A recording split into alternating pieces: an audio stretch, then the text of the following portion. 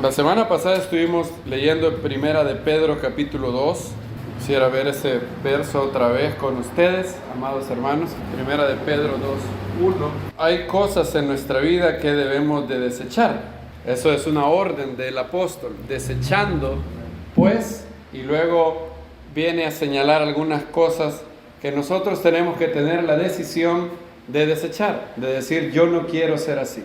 Ahí tiene que partir la decisión, y luego el Eterno, que es bueno, que es misericordioso, nos ayudará en nuestra decisión, nos dará la fuerza, la gracia para ser libres de esto. Desechando pues todo malicia, todo engaño, fingimientos, envidias y todas las maledicencias. Son 5 cosas que el apóstol Pedro señala. La primera de ellas es malicia, la creencia en el fondo del corazón que ser malo es mejor que ser bueno, o que la maldad al final da más placer que la bondad. Luego habla de engaño.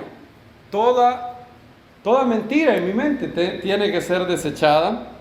Fingimientos o hipocresías, envidias y todas las maledicencias.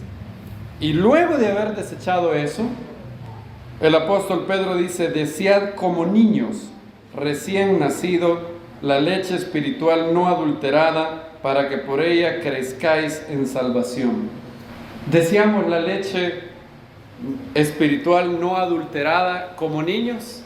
Eso es lo que el apóstol Pedro da como una condición. Y es bien curioso que hay pocas versiones, casi ninguna ha traducido bien Primera de Pedro, porque ahí no dice leche espiritual. En griego, si ustedes lo buscan, se podría traducir: desead como niños recién nacidos la leche racional, no adulterada, para que por ella crezcáis en salvación. Pedro le llama a la Biblia, a la palabra de Dios, la leche ¿qué? Racional. Y está completamente en línea con lo que dice Pablo en Romanos capítulo 12, ¿verdad? Donde hemos estado revisando. Pablo dice que someter mi vida, mi mente a la voluntad del Eterno es mi culto ¿qué? Racional, mi servicio lógico. Aquí Pedro en el capítulo 2, de hecho, dice logikon adolon gala, la leche pura razonable. Logikon es la misma raíz de lógica. Y son bien pocas. Yo estuve buscando varias versiones. La mayoría no traduce la palabra logikon, no sé por qué. Solo habían 2 versiones. La versión de Darby tradujo esto bien, reasonable milk en inglés. Y la actitud que tiene que tener el corazón a la hora de buscar esto. Pedro compara esa actitud: desear como niños recién nacidos. ¿Cómo leemos la Biblia, amados hermanos? ¿Leemos la Biblia como niños recién nacidos? ¿Leemos la Biblia como esta es la leche espiritual, la leche que mi mente, que mi corazón necesitan? Dios me va a hablar aquí. Esta palabra es poderosa, es una palabra viva, enérgica, eficaz. Oramos antes de leer la Biblia, antes de tener un tiempo. En el mundo evangélico se le llama devocional, antes se llamaba meditación bíblica. Es un momento de orar antes, leer un pasaje corto y luego orar según las palabras que leíamos y meditar unos minutos. Hacemos eso, tenemos el deseo de que la Biblia penetre en nuestro corazón, tenemos el deseo antes de eso de desechar lo otro. Los rabinos ponían un ejemplo de alguien que quiere purificarse, hacer tevilá, sosteniendo un anfibio muerto. ¿Se puede hacer eso? ¿Alguien puede obtener pureza ritual? Supongan que en los días del templo, yo quiero subir al templo y ha habido una impureza ritual, ceremonial en mí, porque toqué el cadáver de toqué el cadáver de un león, así como Sansón. Y yo quiero ir al templo y me quiero purificar. tengo que ir a hacer tevilá, ¿verdad? En aguas vivas. Voy, pero voy con un anfibio, voy con un sapo muerto en la mano y me meto a las aguas así. ¿Me purifica el agua? No. ¿Qué tengo que hacer, dicen los rabinos? Desechar eso. No hay manera de que la Biblia purifique mi vida si yo no decido desechar. Pablo ocupa otra palabra, despojarnos del viejo hombre. Ver claramente mis actitudes, mis prácticas que no son buenas, mis maneras de pensar y, en palabras de Dallas Willard, desasociarme. No sé si lo digo bien en español. Y ver eso y decir, no quiero ser yo. La primera cosa que tiene que cambiar es mi visión de quién quiero ser, de quién estoy llamado a ser. Y el apóstol Pedro dice que la Biblia es el medio principal de crecer, ¿en qué dice? Salvación, para que por medio de ella crezcáis en salvación. La Biblia nos hace cada vez más salvos.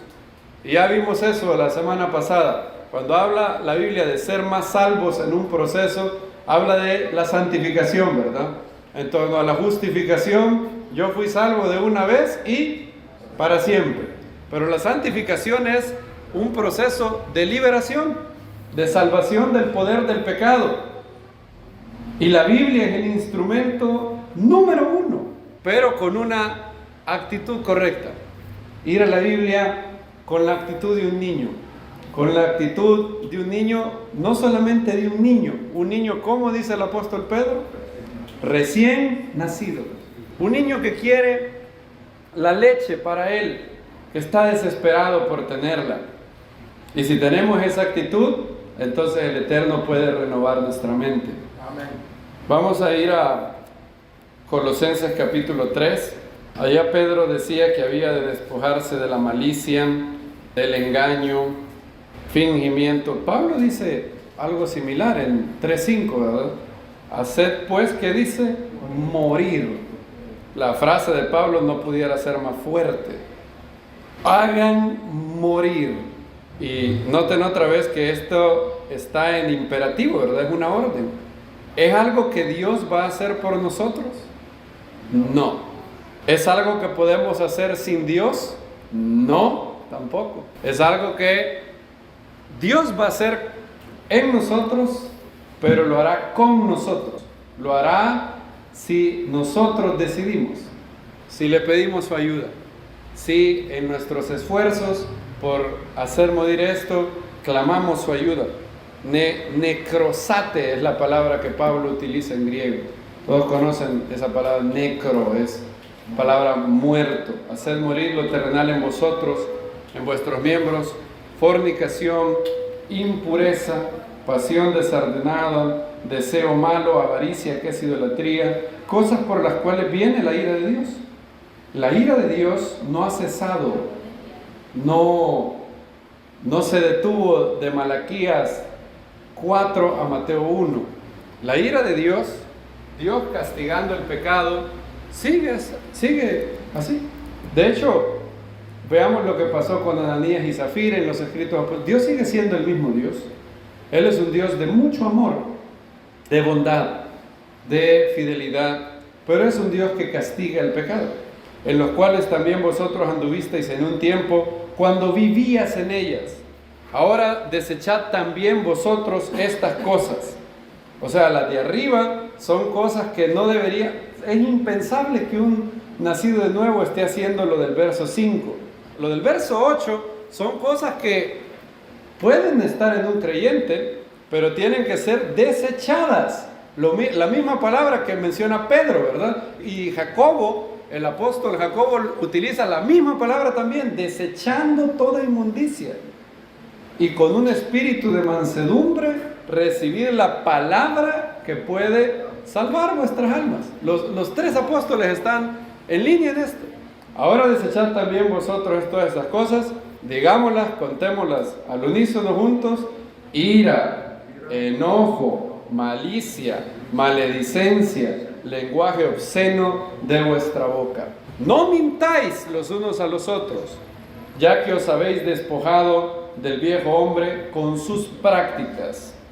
Esa palabra es muy importante, prácticas, praxesin en griego. ¿Han oído la palabra praxis? Esta es la raíz de eso.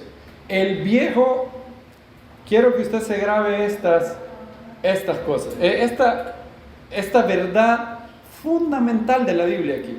El viejo hombre tiene prácticas. El viejo hombre tiene prácticas.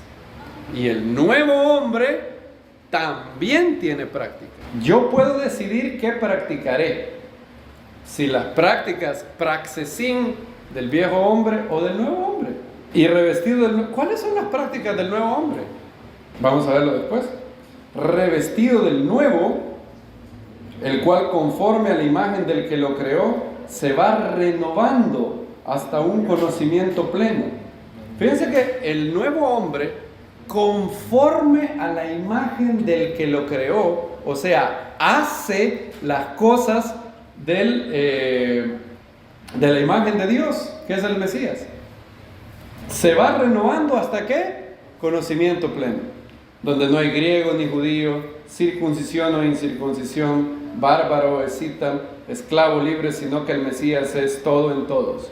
En este nivel no hay judío, ni griego, ni hombre, ni mujer. Ahora, aquí no está hablando que no existan diferencias importantes, sino que en torno a la salvación es por Yeshua, nada más. No hay otro nombre bajo el cielo dado a los hombres en el cual podamos ser salvos.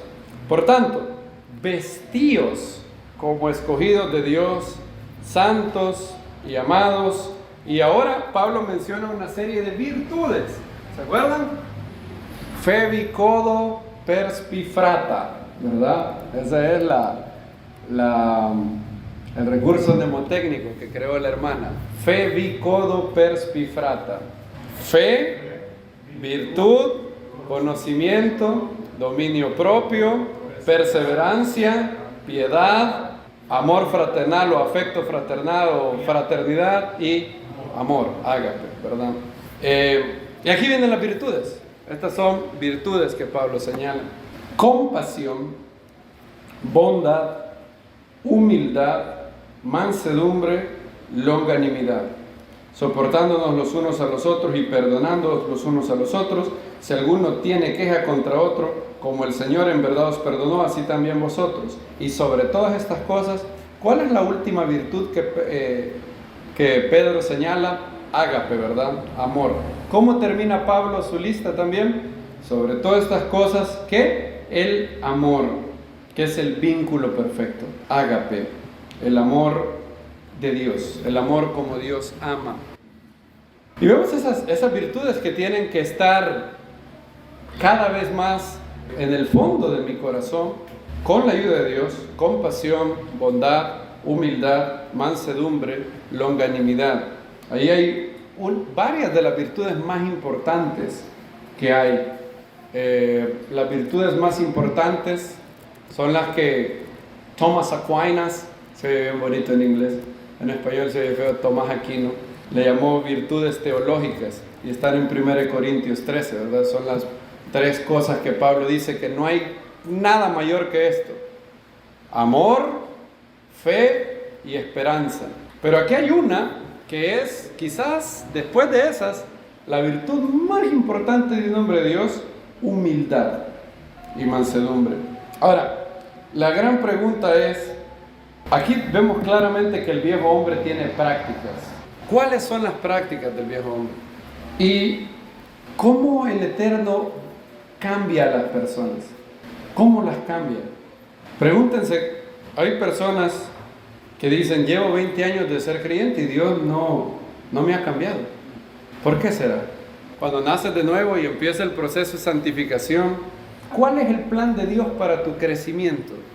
Ahí Francis Schaeffer señala algunas opciones. Una, Dios lo hará unilateralmente, sin tu ayuda en lo absoluto. Un día, por ejemplo, de aquí a 10 años, Dios querrá cambiar tu carácter iracundo. Entonces un buen día te levantarás y por una suministración sobrenatural de su gracia, ya no serás iracundo nunca más. ¿Será esa la manera en cómo Dios nos cambia? ¿La manera usual como Dios nos cambia? ¿No? John Wesley, los wesleyanos hablaban de una segunda gracia. Era una, según ellos, ustedes nacían de nuevo, veníamos a la fe, y cuando a Dios le placiera, 5 años, 10 años, 15 años, Él nos iba a dar una segunda gracia, una nueva suministración del Espíritu de Dios, por medio del cual ibas a llegar a ser lo que sería conocido como perfeccionismo wesleyano. Según John Wesley, una persona en esta vida podía llegar a ser perfecto. Perfecto según lo que él definía. No me voy a meter a lo que el concepto de perfección que él decía. Y eso puede pasar. ¿Puede Dios cambiarnos así un buen día? Sí, claro que sí. Pero esa es la manera usual en cómo Él nos cambia. Veamos algunos versos para ver si es cierto eso. Vimos uno la vez pasada, que es, yo creo que es un verso básico que nos informa cómo Dios nos cambia. Filipenses 2:12.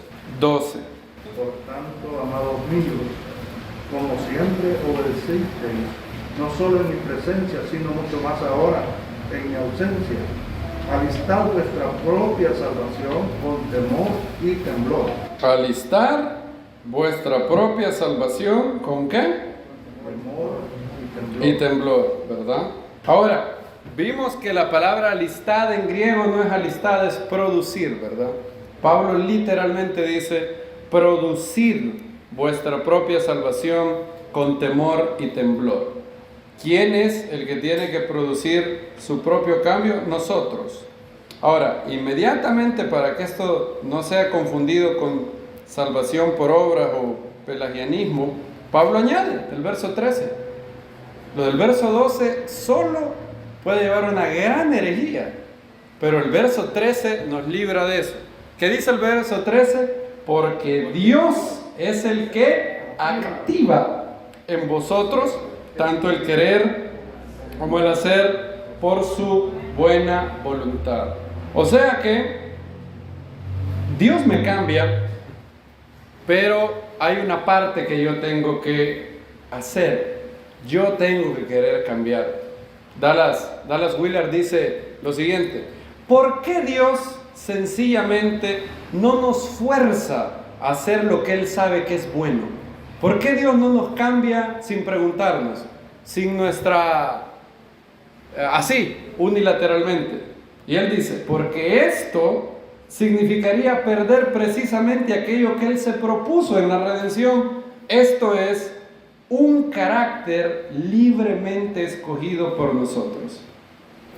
No, Dios no va a cambiar a una persona que no quiera cambiar. Y no importa si pasa 20, 40, 50 años en una congregación, si nosotros no queremos cambiar, Él no lo hará. Por eso la parte del verso 12 dice, alistad o producid vuestra propia salvación con temor y temblor. Yo tengo que hacer una parte y Él hará lo demás. Los rabinos ofrecen una analogía. Ellos dicen que en la teshuvá, es del arrepentimiento, cuando el hombre, solamente con que el hombre ponga de su parte y levante sus ojos al cielo, Dios bajará 7 cielos para encontrarse con él, dice ahí. ¿Quién hace la mayor parte del trabajo? El Eterno. Pero hay una parte que tenemos que hacer nosotros. Vean este otro verso, 1 de Timoteo capítulo 4, verso 5, o verso 6 de hecho. Y recuerden ese verso, producid vuestra propia salvación con temor y temblor. Dios, ¿por qué no me cambias? Dijo alguien. Yo no te cambiaré si tú no quieres ser cambiado. Lo contrario sería que Dios nos tratara como mascotas, como robot, que Él simplemente anulara nuestra decisión. No. Los rabinos tienen un dicho que hasta cierto punto es cierto. No del todo, pero hasta cierto punto. El hombre es ayudado en el camino que él escoge por Dios. Bilam quería ir a maldecir a Israel y Dios le dijo, no vayas, porque el pueblo que es bendito. Pero Bilam ¿Qué hizo? Quería ir. Y al final, ¿qué dice el Eterno? ¿querés ir? Listo, anda. Las personas, dice 1 Tesalonicenses, que rechazan el amor de la verdad para ser salvos y escogen la mentira, ¿qué permite Dios? ¿A vos te gusta la mentira? Listo. Demonios de mentira, les doy permiso, ahí les queda este mentiroso. No me creen. Pablo dice, el tal sea entregado ¿a quién? A Satanás, para destrucción de la carne, para que en el día del Señor su espíritu sea ¿qué? Salvo. O sea, un creyente puede ser entregado a Satanás. Satanás puede tener derecho legal para meterse con él. Eso es lo que dice 1 Corintios 5. No, el tal sea ¿qué? Entregado a Satanás. Satanás puede llegar a tener derecho legal para meterse en la vida de un creyente. Y Dios le ayuda. Dios le ayuda a toda persona en el camino que Él quiere. Lo que Él más quiere. Las personas que vayan al infierno van a ir al infierno porque ellos quisieron ese mundo. Una persona que no puede tolerar una hora en un estudio bíblico, ¿cómo sería una eternidad con Dios? Si no podían tolerar estar una hora en un servicio. Sería el infierno para ellos estar en el cielo. Entonces Dios no les incomoda con su presencia. Imagínense una persona que durante 70 años dijo, yo no quiero saber nada de Dios, no quiero de Dios, no quiero de Dios, no quiero de Dios, no quiero de Dios. Dios lo forzaría a estar en un paraíso donde lo que va a estar por doquier en el mundo venidero sea la presencia de Dios. No. Imagínense que haya a las señoritas, cuando las hermanas iban a la escuela, ¿no les pasó que había un hombre o un chico que las andaba queriendo seducir, pero ustedes decían esa famosa frase, mira, yo te quiero, pero te quiero como ¿qué? Como amigo. ¿Se acuerdan de eso? Bien.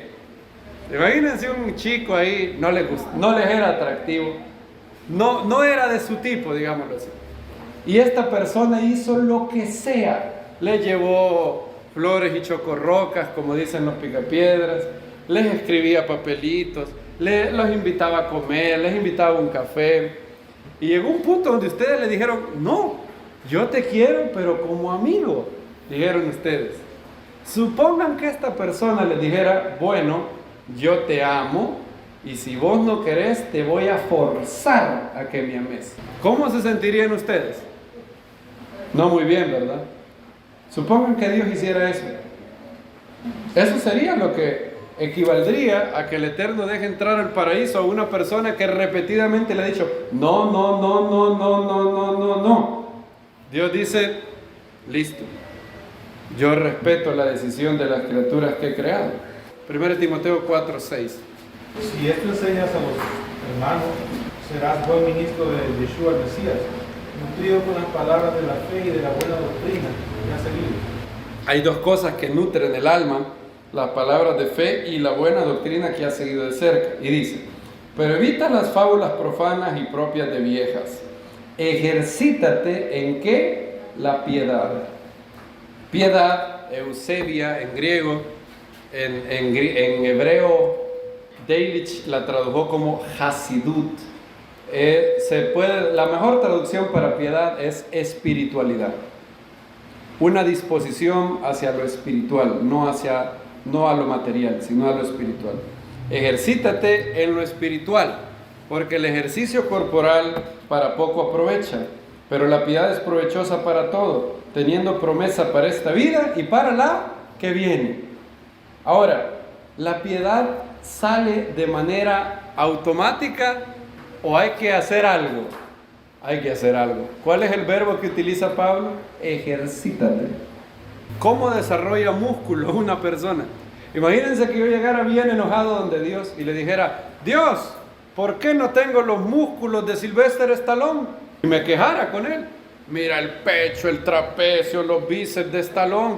Yo veo que en Rocky, cuando él empieza a hacer y empieza a entrenar así, y así es cada brazo de Stallone. Supongo que yo llegue donde Dios y le diga, ¿por qué no tengo yo los músculos de Stallone? Sería absurdo, ¿verdad? Sería ridículo. ¿Por qué? ¿Qué sería la respuesta? No de Dios, la que ustedes me darían. Vos querés los músculos de Stallone, pero para él llegar a tener eso, ¿qué hizo? Se esforzó, se ejercitó. Sería absurdo yo querer tener los resultados que tiene él sin el trabajo que hizo él. Pero en la vida espiritual hay mucha gente así. ¿Por qué no tengo yo la fe del hermano Marcos? ¿Por qué no tengo yo la virtud de un Dallas Willard? ¿Por qué no tengo yo el impacto espiritual de Billy Graham? Claro, hay dones espirituales que son gracia, porque el Espíritu le dio a cada uno según su voluntad, pero la piedad, quizás eso no es un buen ejemplo, no es un buen ejemplo un don espiritual. Estamos hablando de la piedad, y eso Dios tiene la capacidad de cambiarnos si lo permitimos, pero Él requiere que nos ejercitemos en la piedad. Otro verso, 1 Corintios 9:25. Vayamos viendo la imagen, la idea que estos versos nos informan. Anhelen la leche espiritual para crecer en salvación. Ok, yo puedo crecer en salvación. ¿Tengo yo que hacer una parte en eso? Producid vuestra propia salvación en temor y temblor, porque Dios es el que activa en vosotros el querer y el hacer por su buena voluntad. Es algo que nace un buen día, algo así pasa en mí sobrenaturalmente. Puede pasar. Dios nos cambia algunas veces así, pero la manera normal es ejercítate para la piedad. Y aquí hay otro verso, 1 Corintios 9:25. Todo aquel que lucha ejercita dominio sobre todas las cosas. Yo no soy muy amigo del boxeo. Es más, yo creo que el boxeo está prohibido para un creyente, porque es la glorificación de la violencia. Todo deporte, boxeo, lucha, tú te expones a eso, tú estás abriéndole la puerta a tu alma para la ira y la violencia. Pero me dijeron algo de Floyd Mayweather, que es un boxeador. Estaban entrevistando a alguien que había ido a comer con Floyd Mayweather a Las Vegas. Habían ido al restaurante más lujoso de Las Vegas y todo el mundo empezó a pedir un gran poco de cosas. Floyd Mayweather es un boxeador y le preguntaron a Floyd Mayweather, ¿qué vas a comer? Floyd Mayweather pidió una ensalada con pechuga de pollo sin grasa. La disciplina, como yo les digo, yo no soy amigo ni del boxeo, ni mucho menos de Floyd Mayweather. Pero, ¿qué dice Pablo? Todo aquel que lucha ejercita, ¿qué? Dominio sobre todas las cosas. A la verdad, para recibir una corona corruptible, pero nosotros una incorruptible. Es decir, Pablo dice, si esos que van a recibir una corona que se va a enmohecer, se esfuerzan, ¿cuánto te deberías de esforzar tú para recibir una corona que no va a ser incorruptible, va a ser eterna? ¿Se imaginan el gozo, el placer de ver a Yeshua y oírle decir las palabras, bien, fiel siervo? Toda la eternidad no basta para el gozo de esas palabras, ¿sí o no? ¿Te imaginas el gozo de saberte aprobado por el Mesías? Que Él te diga, bien, fiel siervo. Y Pablo dice, ¿cómo no te vas a esforzar para eso? Dice, así que yo de esta manera corro, no como a la aventura, que era el premio que tenían en las Olimpiadas.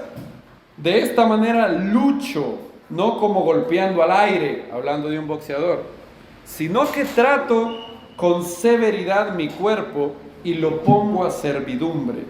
Fíjense, lo pongo a servidumbre.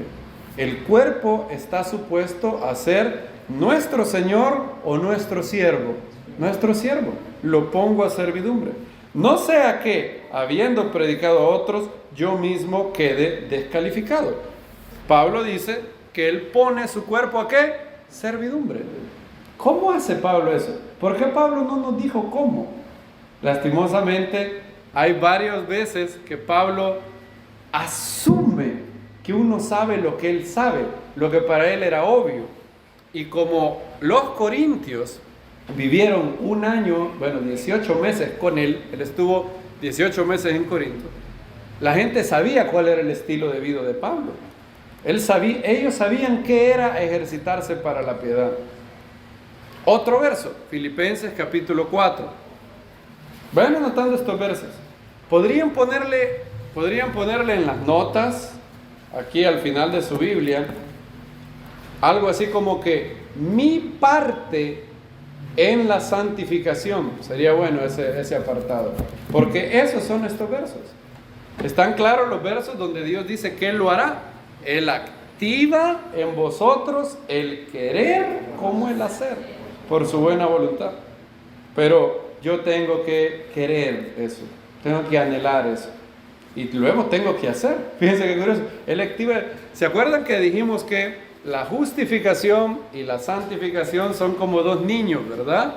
En la justificación, la mayoría lo hace Dios. Lo único que tengo que hacer es decirle: aquí estoy. ¿Cuál es ese niño? María y Yeshua, ¿verdad? María no hizo nada para que el niño se generara en él. ¿Qué haces tú para que el Espíritu Santo regenere tu corazón? Casi nada. Digo casi porque en realidad es algo bien difícil. La mayoría, todos los que se condenen se van a condenar porque no hicieron eso. Así que no es tan fácil. Ese fácil es entre comillas, porque ese fácil es morir a ti, de hecho. Es arrepentirte todo tu corazón y decir: Dios, me arrepiento de mis pecados y te pido que me des vida eterna. Yo recibo a Yeshua como el Señor de mi vida, ayúdame. Entonces, eso es lo único. Es el equivalente de María diciendo, ¿cómo dijo ella? He aquí la sierva del Señor, hágase conmigo conforme a tu palabra. Luego ella no tuvo que hacer nada para que el niño se generara en ella. Todo fue un milagro unilateral de la gente. Lo único que María tuvo que hacer es extender la mano. Y eso es lo que hacemos nosotros en el nuevo nacimiento. Extiendo mi mano sin nada a Dios, nada para dar, todo para recibir, y Él me lava con la sangre de su Hijo. Bendito sea el Eterno. Ahora, la santificación no es así. La santificación es como Abraham y Sara, ¿verdad? Dios les dio el vigor, Dios hizo la fuerza, pero ellos tuvieron que hacer algo. Bien, y así es la santificación. Dios activa en ti el querer como el hacer, pero ¿quién tiene que querer y hacer? Tú. Y luego Él suplementará. Corrie ten Boom, ¿se acuerdan? Cuando el soldado nazi le dice: me perdonas, hermana. Y ella dice: Señor, yo no quiero perdonar a este hombre, pero ayúdame. Ella le dice: ayúdame, yo voy a mover la mano, provee tú el sentimiento de perdón. Ella produjo su propia salvación con temor y temblor. ¿Y qué dice ella? Cuando empezó a extender mecánicamente la mano, de repente, ¿qué pasó en ella? De repente una sensación de amor y perdón la embargó, de tal manera que esa mano que se iba extendiendo hacia el soldado nazi que había matado a su hermana, la agarró con las dos manos y le dijo: te perdono, hermano, de todo corazón. Luego empezó a llorar y nunca, dice ella, nunca había amado a una persona como ese hombre. Nunca había sentido la paz y el amor como en esa ocasión. Corrie ten Boom hizo una parte, ¿sí o no? ¿Quién levantó la mano? Ella. Y dijo: Dios, ayúdame, yo moveré la mano, provee tú el sentimiento. ¿Lo proveyó Dios? Sí. Pero ella hizo algo. Y ahora miren lo que dice Pablo en Filipenses capítulo 4. Filipenses capítulo 4, verso 11. No lo digo movido por la necesidad. O sea, Pablo no quiere dinero, no busca la dádiva. He aprendido a estar satisfecho con lo que tengo. Sé vivir con estrechez y sé también tener abundancia. Para estar saciado como para pasar hambre. Para tener abundancia como para padecer necesidad. En todo y por todo he aprendido el secreto. He aprendido el secreto. ¿Y cuál es el secreto que Pablo ha aprendido? Todo lo puedo en el que me fortalece. Ahora, miren la palabra. He aprendido. ¿Es algo que le surgió de la nada a Pablo? No. Aprendió. Ejercítate para la piedad. He aprendido. Pongo mi cuerpo a servidumbre, producida en vosotros producir vuestra propia salvación con temor y temblor. 4 versos que hablan de que hay una parte del hombre en el proceso de la santificación, una parte bien chiquita. Al final todo es por gracia, porque sin Dios es imposible que cambiemos. El pecado está demasiado enquistado en el alma humana, en el cuerpo, pero Dios espera a que el hombre le diga lo que Corrie ten Boom le dijo: Señor, yo voy a hacer esto, provee tú el sentimiento, provee tú el perdón. Señor, voy a hacer esto. Corrie ten Boom presentó su mano como instrumento de justicia. Veamos el 5º verso de la parte del hombre en el proceso de santificación, Romanos capítulo 6, 11. De Romanos 6, 1 al 10, Pablo habla del nuevo nacimiento y la realidad de que cuando yo nací de nuevo, en mi alma ocurrió algo. Primero, fui perdonado eternamente delante de Dios. Segundo, hubo algo que pasó con el cuerpo de pecado, con mi Yetzer Hará, con mi concupiscencia. El hombre de pecado fue desactivado, dice. Vean el verso 6, sabiendo esto, que nuestro viejo hombre fue crucificado juntamente con él, a fin de que el cuerpo del pecado fuera desactivado para no servir el pecado. O sea, Dios le infligió una herida de muerte al pecado que mora en mí, para no servir más al pecado.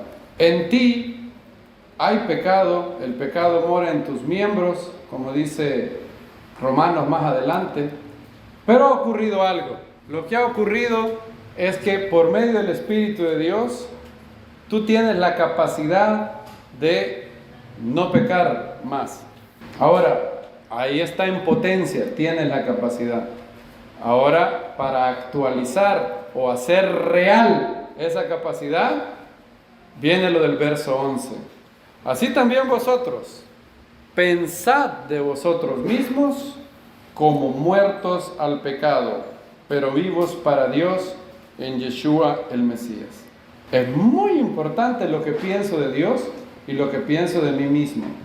Vean que Pablo da una orden: pensad logisesté, es en griego, logisesté, la misma raíz de la palabra lógica.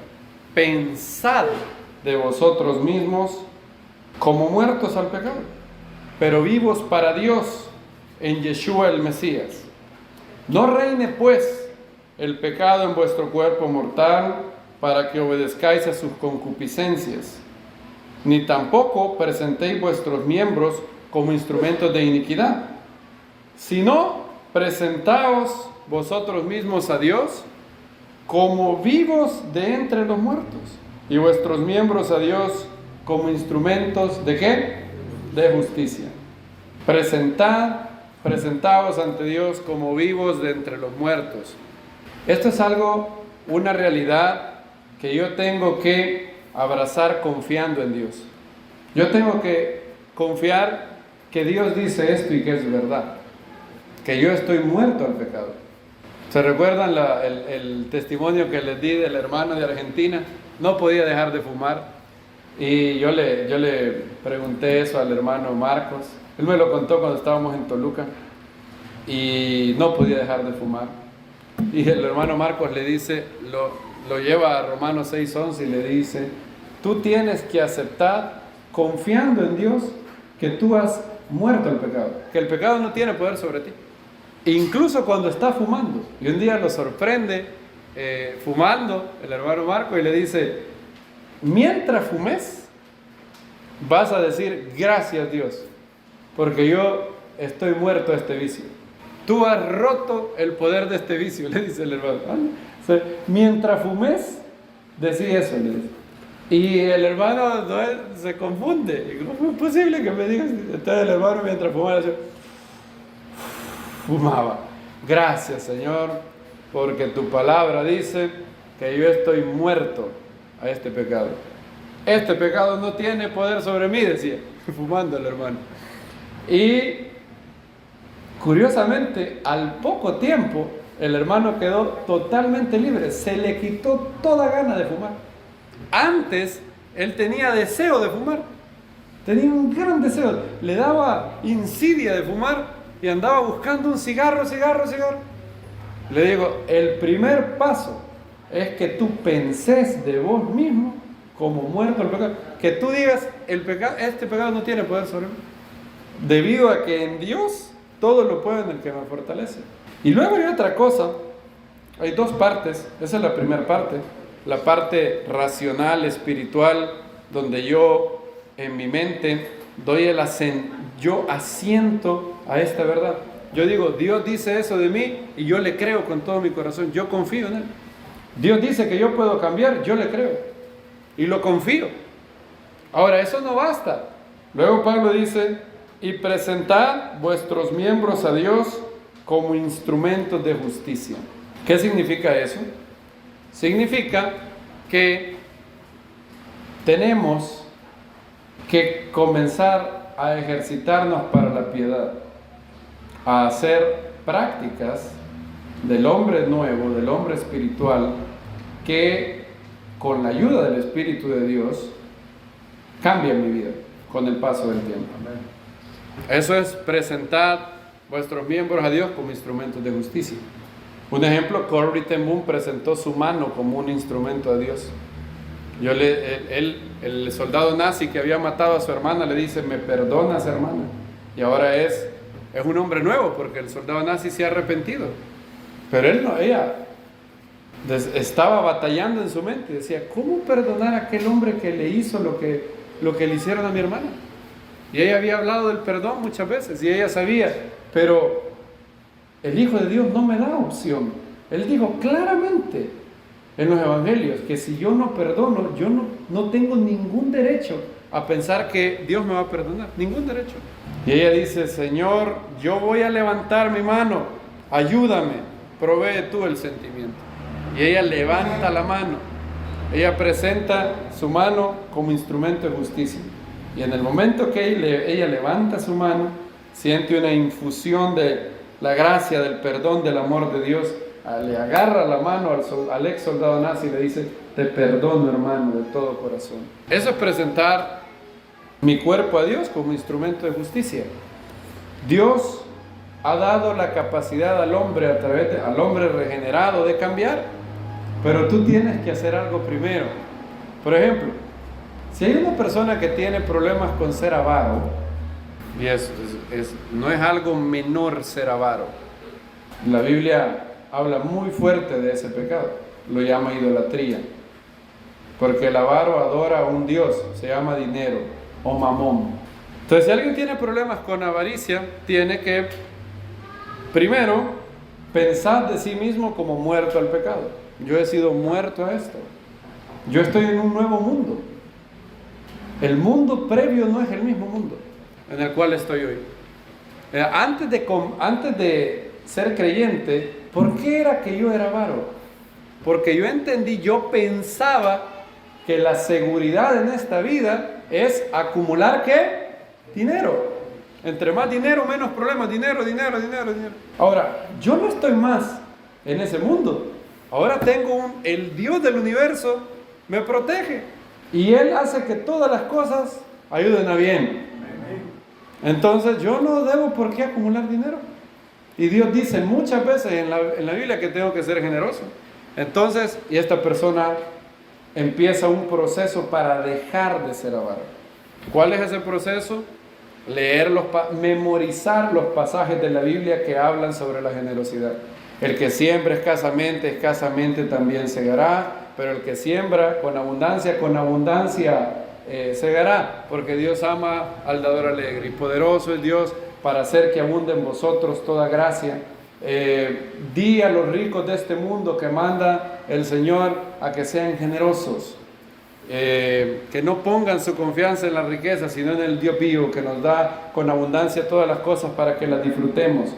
Y poner en su mente, memorizar, orar, tener la visión de quién quiere ser, luego tener la intención de cambiar y decir, ayúdame Dios, yo no puedo hacer esto, y tener eso. Y en tercer lugar viene la parte de Pablo, presentar vuestros miembros a Dios como instrumentos de justicia. Llegó la hora de actuar. ¿Qué tiene que hacer esa persona? Tiene que decir, bueno, a mí yo tengo que actuar. Quiero ser generoso. ¿Cómo es que la generosidad se va a engranar en mi alma? Haciendo actos de generosidad. Entonces viene y se esfuerza y dice, qué sé yo, todas las semanas voy a dar una ayuda a un necesitado. Todos los lunes, o todos los domingos, o todos los Shabbat. Y viene esta persona y hace lo que Pablo dice. Pone a servidumbre, ¿qué? Su cuerpo, sus manos, su cartera, todo. Y hace y viene y empieza a practicar la disciplina espiritual de la generosidad. Y entre más practica esto, más en su alma se va a engranar la generosidad. Y es así con todo vicio. Por ejemplo, ¿saben que se han hecho estudios? Le tomaron un scan cerebral a personas con depresión. Y las partes, las regiones del cerebro, esto es bien importante que ustedes lo conozcan. Es una corroboración científica de lo que la Biblia dice. Le tomaron un scan cerebral a una persona con depresión. Las regiones de su cerebro que disparan el estado de ansiedad y de depresión se veían muy dañadas en el scan cerebral. Ahora, a estas personas les dijeron que tenían que todos los días esforzarse en tener agradecimiento. Y uno de ellos empezó a generar un diario de agradecimiento. Agarraba su agenda todos los días, agarraba su agenda y todos los días empezaba a listar las cosas por las cuales estaba agradecido. Agradecido porque tengo agua potable. Hay gente en África que no tiene agua potable. 2, comida. Tengo 3 tiempos de comida. No todo el mundo tiene eso. Tengo una casa. Tengo una familia. Tengo esto, tengo esto, tengo esto. En el caso de un creyente, tengo a Dios en mi corazón. El Espíritu Santo me regeneró. Dios me ha revelado a su Hijo. Tengo una familia. Tengo un trabajo. Nací en la época donde hay papel higiénico. ¡Qué bendición es! Hay servicios sanitarios que solo le hago así y se va todo. ¡Qué bendición! Mis abuelos tenían mis abuelos ya ni les digo qué, pero yo nací en la época del papel higiénico. Yo estoy profundamente agradecido por eso. Ustedes se ríen, y está bien que se rían, pero es cierto. Pero no piensen que yo estoy profundamente agradecido de haber nacido en la generación que tiene papel higiénico. Y así. 44 días después, estas personas, después de haber empezado a practicar la disciplina de ser agradecidos, le hacen el scan cerebral. 44 días. Y ahora el cerebro se había reconfigurado. Y su cerebro, en el estudio, ustedes pueden ver el scan cerebral antes y el scan cerebral después. Jonathan Sacks, el rabino ortodoxo, también en su comentario a Números, él menciona un estudio que se hizo del impacto que hay en el cerebro al sonreír. Fíjense lo que él dice. En el comentario a la Parashá Jucat, Jonathan Sacks tiene un estudio que se llama Neurociencia y Ritual. Él dice, hay scans cerebrales que han mostrado que cuando la gente incluso se obliga a sonreír, de hecho hay gente que con un lápiz le han hecho así en la boca, literalmente forzado a sonreír, el cerebro muestra el mismo patrón de actividad cerebral igual a la gente que está contenta. Se sigue lógicamente que si quieres cambiar la manera en cómo te sientes, tú puedes hacerlo desarrollando repetidamente el acto asociado con la emoción en particular. Las prácticas o rituales te permiten reconfigurar el cerebro, transformando tu vida emocional y permitiéndote controlar los instintos más destructivos que aún tienes. Imagínense eso. O sea, le hacen scan cerebral a una persona que la obligan a sonreír. Pero el cerebro, el alma y el cuerpo están tan interrelacionados que se afectan mutuamente. Entonces, y está bien, qué bueno que es así. Esto muestra que tú no estás condenado a ser siempre el que eres. Tú puedes cambiar. Dios le ha dado al alma la capacidad de reconfigurar el cerebro. Por eso una persona que quiere, por ejemplo, tener un carácter mejor, tiene que presentar su cara como instrumento de justicia a Dios. Eso es lo que significa lo que dice Pablo. Presentaos a Dios como vivos de entre los muertos. Es: Dios, yo quiero cambiar esto y quiero que me ayudes. Y yo sé que puedo hacerlo en ti, porque tú eres el que activa en mí el querer como Él hacer. Esa es la primera. Y luego es presentar tus miembros como instrumento de justicia. Tu estómago, por ejemplo, ser presentado a Dios para ayunar. Tu tiempo. Si una persona presenta su cara a Dios como instrumento de justicia porque quiere llegar a tener más la virtud del gozo, ella tiene al inicio que sonreír. Y al inicio lo va a hacer, al inicio todo hábito no sale natural al inicio. Al inicio es un poco forzado y está bien. Tú no estás siendo hipócrita.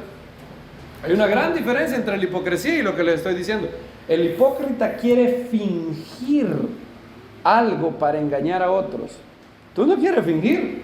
Tú quieres cambiar y estás haciendo lo que Pablo dice. Tú te estás obligando a que tu cuerpo, a través de la gracia de Dios, a través del poder del Espíritu de Dios, tú te obligas a hacer un conjunto de disciplinas espirituales que con el paso del tiempo cambian tu vida. Eso es lo que Pablo está hablando de ejercítate para la piedad. Pablo era una persona que ayunaba, claro que sí. Lo ves, por ejemplo, en Hechos capítulo 13, ven conmigo ahí.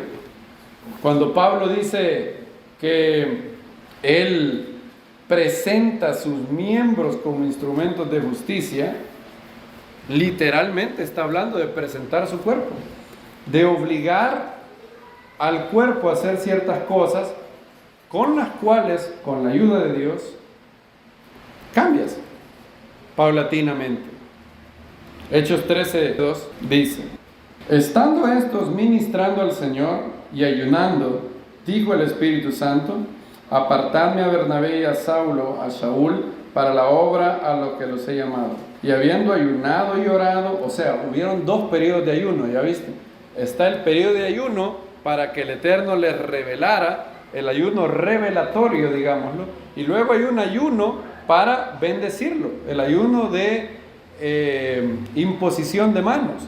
Y habiendo ayunado y orado, les impusieron las manos y los dejaron marchar. Hay muchas disciplinas espirituales. Es más, es terrible que hoy muchos creyentes no saben cuáles son las disciplinas espirituales. No saben cómo añadir virtud a su fe. Esto no se predica mucho.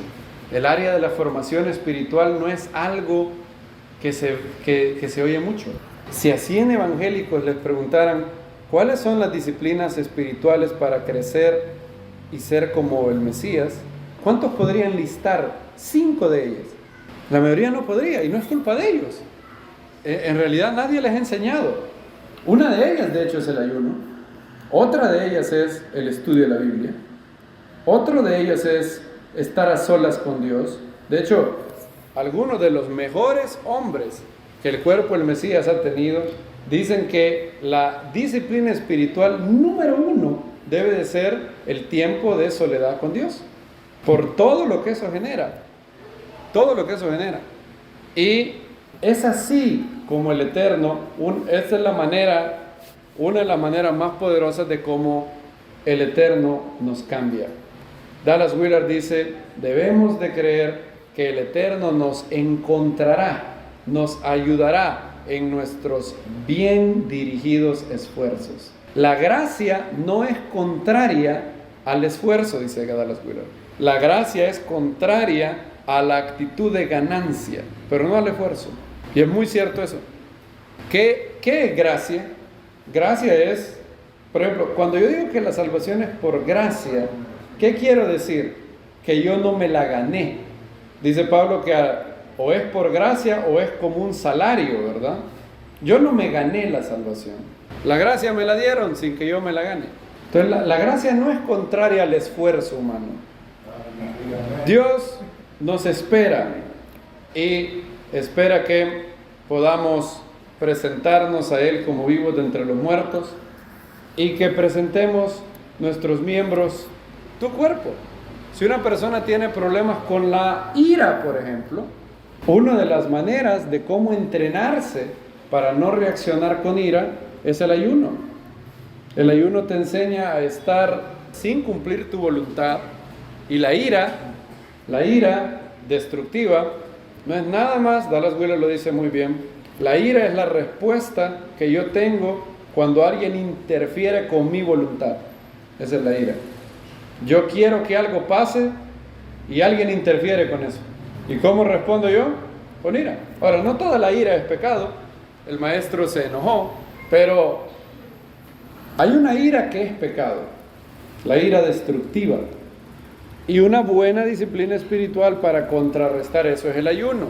El ayuno te enseña a someter tu voluntad, tu cuerpo y tener paz en el alma. Si tú quieres decir, no me voy a enojar, te vas a enojar. Los vicios no se cambian así.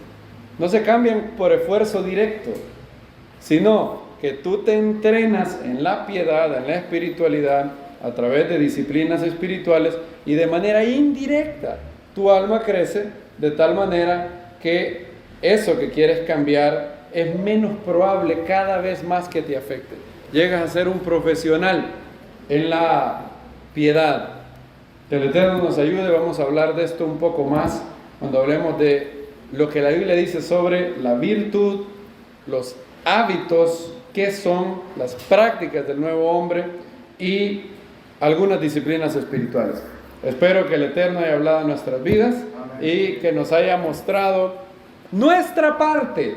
Eso es todo lo que esta enseñanza pretende, que todos sepamos que la Biblia una y otra vez nos dice que Dios activa en nosotros el querer y el hacer por su buena voluntad, pero hay una parte que yo tengo que hacer. Padre, gracias por tu palabra. Gracias, Señor, por la claridad que hay en ti, en la luz de tu palabra. En tu luz vemos la luz. Te damos muchas gracias y te pedimos que nos ayudes a presentar nuestros miembros como instrumentos de justicia para ti. Gracias, Señor, por estar con nosotros. Gracias, Padre, por cada uno de los que está aquí. Haz que podamos ser mejores hijos tuyos y que tú pongas en nosotros el querer y el hacer por tu buena voluntad. Gracias, Padre, te alabamos. A ti sea la gloria por los siglos. Amén.